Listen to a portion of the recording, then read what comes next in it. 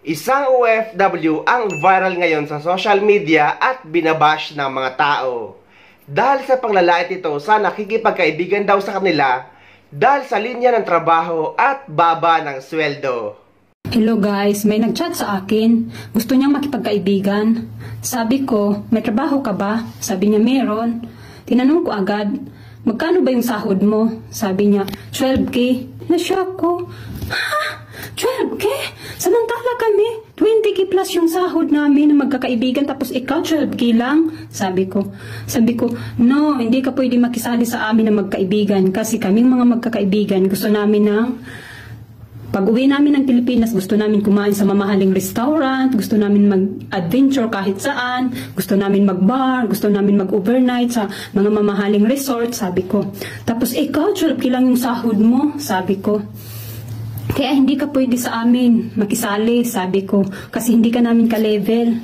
Tapos tinanong ko agad siya, ano bang trabaho mo? Sabi ko.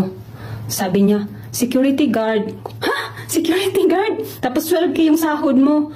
Hindi ka namin ka-level, so ex ka, hindi ka pwede sa amin na magkakaibigan, sabi ko. Kasi gusto namin yung mga high class, ng mga pagkain, pag-uwi namin ng Pinas. Kasi may pera naman kami, di ba? Sabi ko, may pera kami. Kasi malaki yung sahod namin dito sa ibang bansa, sabi ko.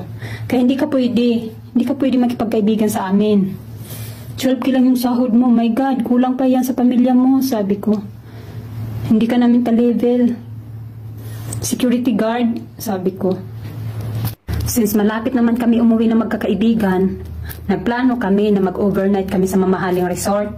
Kakain kami sa mga mamahaling restaurant. Mag-adventure kami. Pupunta kami kung saan namin gusto. Yung i-enjoy namin yung sarili namin. Ganun kami magkakaibigan. Ayaw namin makipagkaibigan sa... alam mo ba yung maliit lang yung sahod? Siyempre kami malaki yung sahod namin. So malaki yung ipon namin. So may chance kami na kung anong gawin namin sa buhay namin pag-uwi namin ng Pinas. Kasi may ipon naman kami. Tapos ikaw, 12K lang yung sahod mo, tapos security guard. Oh my God, hindi pwede yan para sa amin.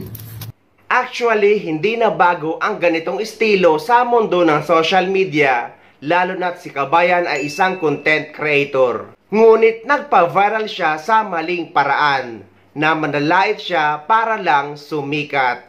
Sabi pa ng isang OFW sa comment, pareho tayong OFW. Nag-viral nga ang content mo pero may inapakan ka namang tao. Nagkapera ka nga pero sa maling pamamaraan.